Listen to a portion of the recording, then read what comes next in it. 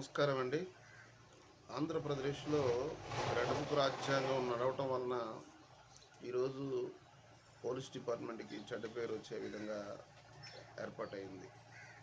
చూడండి, దేశమంతా ఈరోజు పోలీస్ డిపార్ట్మెంట్ మీద మంచి చెడుల విషయం మీద ఒక ఎంక్వైరీ చేస్తే చాలా చెడుగా వ్యవహరిస్తుంది ఆంధ్రప్రదేశ్ పోలీస్ శాఖ అని అంటున్నారు. నిజంగా పోలీస్ శాఖ అలా చేయదండి.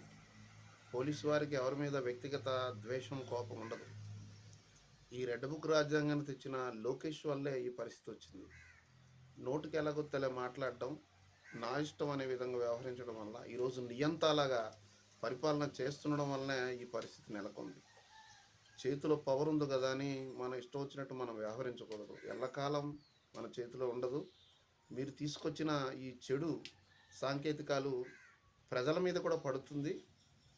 నా వాళ్ళు అనే ఈ కూటమి నాయకులంతా ఈ రెడ్ బుక్ విధానాన్నే ఫాలో అయ్యే పరిస్థితి ఉంది. అందుకే పోలీస్ డిపార్ట్మెంట్ కాదు ఆ చెడ్డ పేరు మీకు. పోలీసు వాళ్ళు అనేది మనకు రక్షణగా ఉంటారు. మీరు చేసింది ఈ ఏం జరుగుతుందనేది ఒకసారి ఆలోచన చేయండి. ప్యాలెస్‌లో కూర్చొని ఏసీల్లో తిరుగుతూ దారిద్ర్య రేఖకు దిగువన ఉన్న క్రైమ్ రేట్ ఏంటన్నది ఒక్కసారి మీరు ఎంక్వైరీ చేసుకుంటే బావుంటది. అందరికీ ధన్యవాదాలు. ఈ రెడ్ బుక్ రాజ్యాంగాన్ని తుదముట్టించే పరిస్థితి మనందరం తీసుకురావాలని కోరుకుంటున్నాను.